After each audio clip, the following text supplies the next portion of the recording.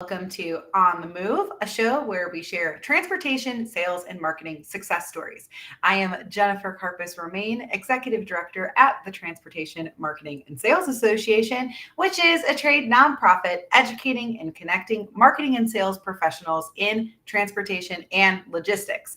And today I'm really excited. We have Roslyn Ellerbee, who's the CEO and founder of Express Errands, Courier, and Dream Team Digital Marketing. And do all kinds of stuff too. You have like mentoring and consulting. You have a lot of businesses, but those are the two main ones. So I would love just to kind of hear about your background and experience, so people, if they don't know you and all the awesome things that you do, they will know now. Yes, yes. So are we taking it back to when I started the businesses, got into logistics? Well, I think it would be great to hear how you got into logistics and why you stay. I definitely feel like most of the time when people come into this industry, they don't leave, but I love hearing kind of people's origin stories and then why you stayed here and how you grew your business is kind of around loving logistics. Yeah, so when I originally started this logistics business, we'll say, actually it was just an errand running company. It was just Express Errands. I'm originally from North Carolina, Jacksonville, North Carolina, home of Camp Lejeune. I know everybody heard of that right now, and I just felt a need for like an errand runner. I went and I looked in the Yellow Pages because Yellow Pages was still a thing back then. And, I looked and I was like, I don't see anybody running errands. We had a lot of tourists coming through in the summertime. And I'm like, oh, yes, I could do so much for them and, help them out. That's going to be a seasonal, boost of income for me.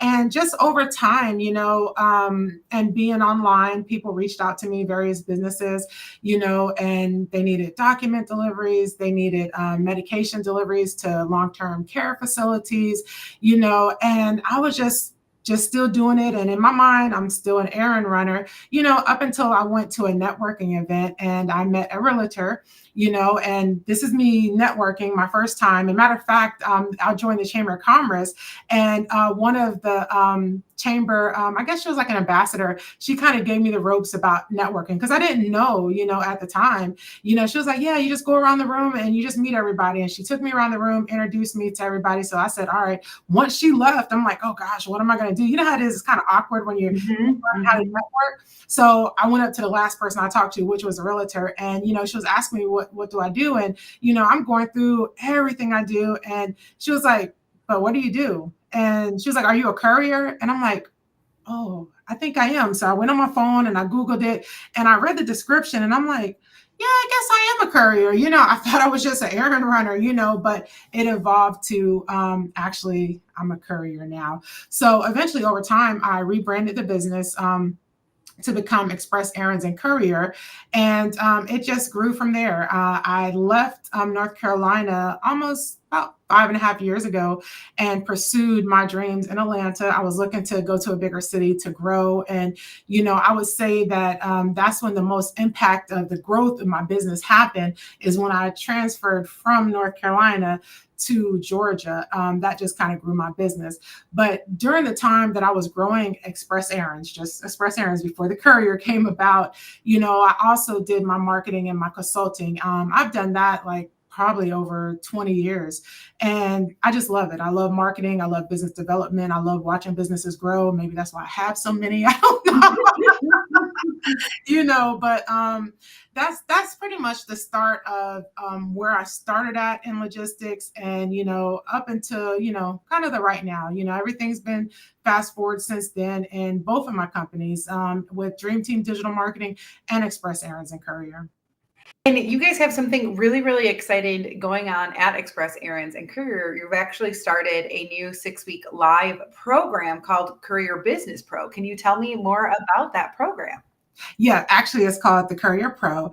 And the Courier Pro is a 6-week live program where I take aspiring couriers that, are in the know. Well, they don't know, and they're looking to start their own courier business, but they don't know where to start. They don't know, they don't have the resources. They don't know what they need. And I take them on a journey through 6 weeks. They have me each week, 90 minutes live. They even have access to the recordings afterwards. And each week we break down another component about starting and running and scaling a business. And by the time they finish, they'll know how to do their sales, how to close contracts, how to, secure contracts, how to build I would want to think a recession-proof business and how to market it, how to network, so much, but that's what we do in the Courier Pro. I really love that. And what made you guys decide to launch that program? Yeah, so because I work with so many ICs and master contractors, and I just get so many questions about, oh, can I pick your brain? Oh, how can I start my own business? I'm tired of running for other companies. I'm in a Sprinter making 52 cents a mile. I'm like, things like that scare me, and I see that there was a need. And I also seen that, people were out looking in other directions for people that were giving them guidance that really don't even know anything about the industry, and then they would come back to me and they still have questions after they'd invested thousands of dollars in somebody else's course, and I'm like, let me just give you the blueprint. Here it is. So that's where the coaching and the consultant came in. And I said, I just don't have the time to like coach everybody one-on-one, but what I can do is I could create a program and I could coach the masses. So that's how it came about, the need. Really cool. You also have started being on the board of directors for the Customized Logistics and Delivery Association, CLDA. And when I was researching you to get prepped for this conversation, I read your collateral around that you're the first African-American female to be named to that board of directors. And I would love to talk about DE&I and how important that is. And before we went live, we were talking about how there is a distinct difference between DE and I, and that a lot of times those three things are put together, but each have a distinct different feel, and all of them are important. So I would love to get your perspective on that and what that experience has been for you so far. Yeah, so being elected on the board of directors for your CLDA, one thing I could say about our association, DN and I, is all up and through it. Just last year and 2 years prior, we had our first African American president, and Jason Burns. And we look at the board members that are, part of the CLDA, you just see a diverse group of people, and 20% of them being women. I guess we're all minority women. We have 2 Latinas, we have me, and then the male board members, they come from, all different backgrounds, and joining the CLDA, I will say that the minute I joined, and things happen for a reason. Like I joined by accident. Somebody told me about one association and I automatically seen CLDA and I just said, oh, this is it. You get that nice warm feeling. And then I went to the first Final Mile Forum. And it's just from the moment that I joined as a member, I never felt so much involved and included and like I matter. It wasn't that I was just a member, I was a part of something, and hence the reason why, I joined committees, and obviously somebody seen more in me and seen my leadership skills to nominate me. I had 2 people that wanted to nominate me, but it only took one to run for the board. And just being a part of CLDA is just, it's like no other, until, I come across TMSA, another great association. And just the feeling of being included and inclusive, and just it's hard enough in our industry, being a female in logistics. They say it's a male dominated industry. Well, I'm one of the ones that have come along to help break the chains of that, because maybe 30, 40, 50 years ago, it was a male-dominated industry. But you could look around now and you see, from the presidents, the CEOs, the C-level executives to the management, all the way down to the drivers. There's so many women drivers out here now. Matter of fact, you have the Women in Trucking, that association as well. But I would say that, one thing about CLDA, is, our commitment to diversity. And with me being the membership chair, it's always, looking at the new members that come in. And we have a D&I task force with the CLDA as well. And, one thing I could say, well, there's many things I could say, but it's just, we're already there. You could deal with some associations and you could go to their websites and you could look and see like, I don't see anybody like me, and sometimes that turns people away Mhm. from, even joining, because I will tell you, like the town I'm from, a lot of the times I would say maybe when I was in grade school, there have been a couple grades I was in, and I was the only African American girl there, and I've had teachers that, I felt that, I mean, maybe just didn't like my skin color. I don't, want to say anything else, but, so to leave that and then to, move and transition into Atlanta, that was like a breath of fresh air. And then to actually, learn more about DNI and realize that the company that I was building wasn't there yet, and that's where I had to step back last year and make changes. I had to create a more inclusive, organization to where I want everybody to feel this way I feel about joining associations or being a part of, I call it a movement. My people tell you I call it a movement, but being a part of, something that's always changing, and something that if you look back, 30 years ago and you look at now, it's like, look how far we have come. And I know for sure that, no matter the association, no matter the company, the job title, it is needed. That is just one thing that's needed, because there's, outside of nationality, you have to look at people's sexual preference. I don't want anybody, like with my team, I don't want anybody red, blue, yellow, tall, slim, whatever religion, whatever background. I don't want them to ever feel any kind of way. And that's just like, I have open office hours, and they can always reach me at any time. They fill out a form, and immediately, if you ever feel like, your coworker is not treating you a certain way, or you feel any kind of, I don't know, like if you don't feel like you belong, that's a problem. If you Mhm. don't feel like family in my association, that's a problem. So just having that with every association, I feel that is well needed. I know that sometimes, people say that they have, the DNI programs in their associations or their companies, but what are you doing to measure it? What are you doing as far as educating your team and getting them out there and implementing the diversity training to make sure that, it's not just DNI. I mean, break it down, let them know what it is, and then outside of that, once you start doing that, I would say that, people need to engage in the community. You can learn more by engaging in the community and seeing, what is the community doing, and just get different aspects of it. So I know that was a long, I No, could go on and I on about think it's great. And I know, so at TMSA, we launched our DEI task force last year. And one of the pieces that was most important to us was that it wasn't just like a box checking initiative. It wasn't just one type of diversity. It's all inclusive. And so I think it really is important to think about, okay, diversity is having a diverse group of people. And one of the reasons why I wanted to launch that task force was because I knew we weren't as diverse or equitable as we could be. I think everyone has to be like, okay, what's our starting place and how can we continue to move forward?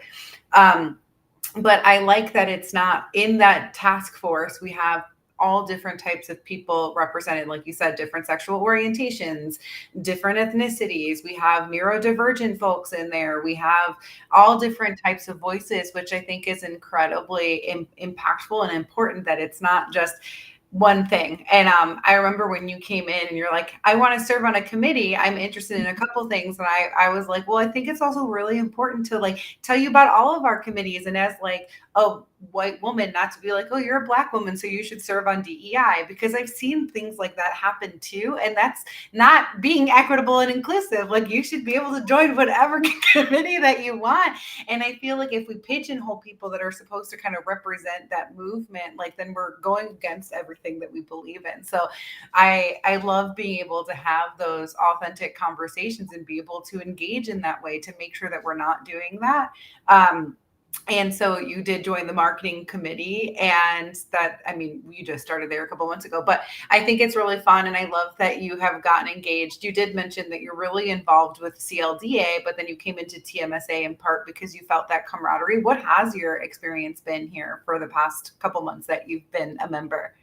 Yes. My experience has been great, and just going back to what you said as far as, me joining a committee. I remember our conversation and I was saying, well, just put me where you need me, and I mentioned D&I, and you're like, I just said, put me where you need me. And marketing is my jam, So of Mhm. course, that's how I landed on the marketing committee. But what I can say is attending the 100-year Elevate conference, OMG, like, let me tell you, like, I don't know, like, if you didn't attend, you need to attend the next one. I tell you what, just that experience. I know we're talking about experience in general, but that played a big part. And I almost wore my shirt, for the interview. I was like, maybe I should wear my company shirt. And I said, well, it is purple. It'll go with my background. I said, Mhm. I went back and forth with wearing my, 100 years in New Orleans shirt. But what I would say about the conference is, it's been a really long time since I attended a conference that I was taking notes. Like, I was taking notes and I was able to take, you know, all the information from all the speakers and implement it in my business and see immediate results. I will say out of all of them, the my favorite one was Ty Bennett, Mhm. and talking about storytelling, because you have to have storytelling as part of sales in your business, and being able to, I don't know, like, ever since then, I've been implementing the things that I've learned from him just in casual conversations. I call myself practicing, but overall, my experience has been awesome. I mean, like, keep me on auto renew, keep my car on file. I had such a great time and I felt so welcome, and I felt like a sense of belonging. And, I just, any advice to anybody that's listening, if you're thinking about joining, and this is not because I'm on the committee, I'm not paid to say this. Jen did not know I was going to say this. Join. I'm telling you, join, and then come join CLDA too. Yeah, I love I love supporting other industry associations. Like, we're such a like specific sales and marketing focus. And so I love being able to partner with other industry associations too, which I'm sure is something we'll talk about offline. But I think that's really important. And thank you so much for saying all of that stuff. I did want you, in case you didn't know, or anyone that is listening, we do have a second conference of the year, which is coming up October 10th through 11th. It is in Hoboken, New Jersey, and it is the Executive Summit. So it is geared towards your more higher level marketing and sales people, or just other people that are looking for information on trends and what's coming up. We do it in budget season on purpose so that everything that's kind of going on right now, TMSA does a benchmarking study every other year, and that's the actual results of that is a member only perk that you get that benchmarking study. But me and our research partner, Path Growth, will be presenting at the Executive Summit talking about what we found in that and what it actually means. Because sometimes I think we get those surveys, we're like, okay, and then what am I supposed to do about that?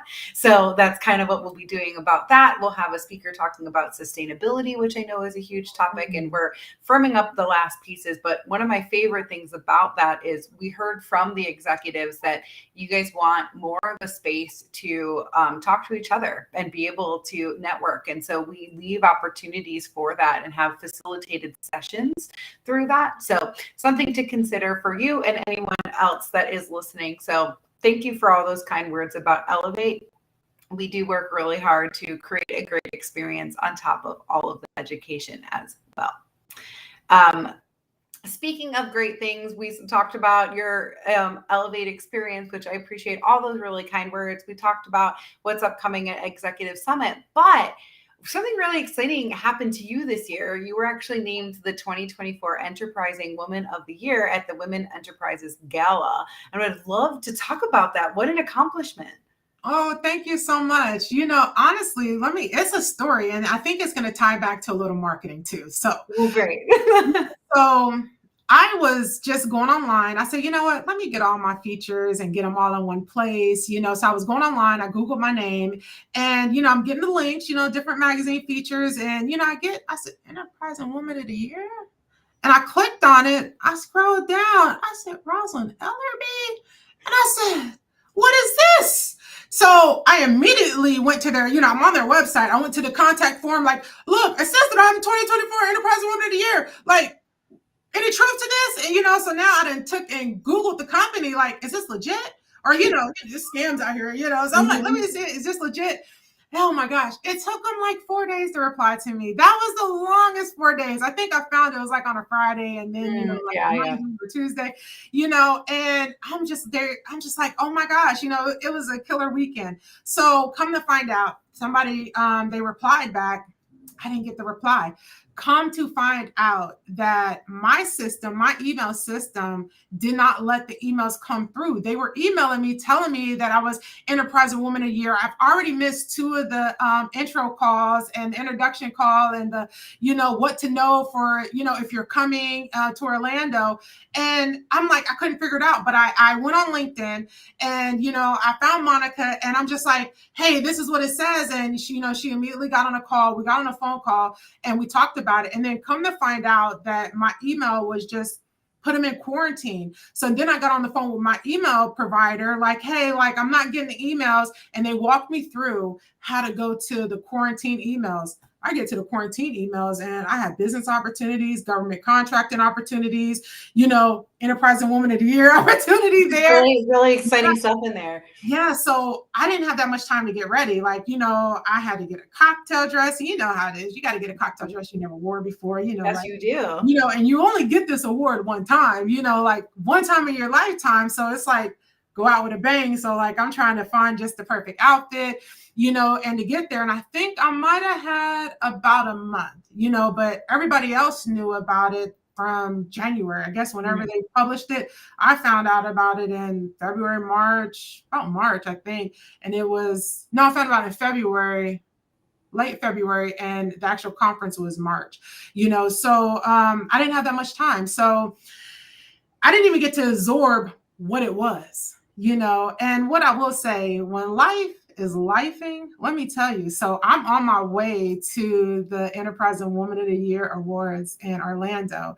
And mind you, it happened at the same time as another conference I go to. And also, I'm on their committee as well, which is the ECA Marketplace. So, ECA Marketplace, if you don't know, but that's kind of like, matchmaking for shippers and carriers. So you want to go and get more business. So this is going to be the first year I'm not going, because obviously I'm not going. You can only be Enterprise and Woman of the Year once. So it just so happens they're in Orlando too. And I'm like, oh, should I pay for the ticket and go, just even though I could just go one day? No, I'm going to enjoy this whole Enterprise and Woman of the Year. My friend came from out of town to be with me. She had a beautiful, gown and everything. It was so nice, and then being in a room with all these successful women and even like their keynote speaker to, hear stories and to see that, things that you felt were unreachable are reachable. And I mean, like, just soaking it in, I could honestly say,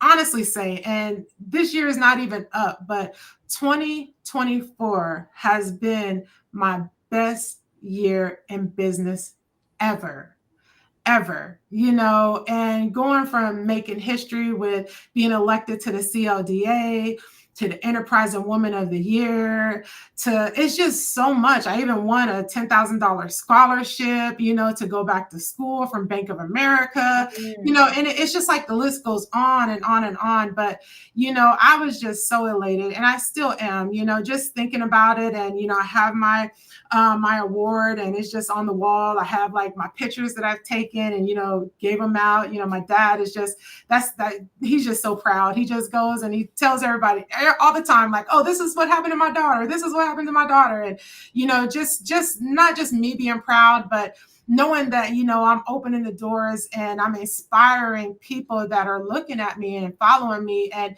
maybe even the ones that, feel that it's unreachable for them. If they see like a small town girl like me, can do it, they can too. But this has been the best year in business ever. And I'm not saying revenue wise, I'm saying me wise, with, accomplishments and just, breaking barriers, doing just so much, in my, I'm not saying my personal life, but my business life. It's just so happy. You see, I get happy just talking about it. I love it. I love it so much. And I think you can really tell. I love that you're like, I'm not even talking about revenue, but like for myself. And that's part of why I love doing these interviews and doing the shows, because I want to hear about the people and what you guys are doing and how you're embracing. And I think revenue is always important, but there's so much more to business and to wanting to, when the times are tough, to hanging in when you have other metrics, and thinking about how engaged you are in the logistics communities and all of the different types of from CLDA to TMSA to all that kind of stuff, and then getting this award. It's a really, really awesome, and it kind of perfectly ties into the last question I like to ask anyone that comes on the show, because you've had this like banner year. But if you could go back in time and tell a younger Roslyn something personally or professionally, when would you go back to and what would you tell her? Well, I think that that's hard to say, because I'm like, do I want to go back to the teenage Rosalind, or I think I'm going to go to maybe the 2021-year-old Rosalind and just tell her that the decisions that you make today will impact the future you. So I think that's what I would say. Mm.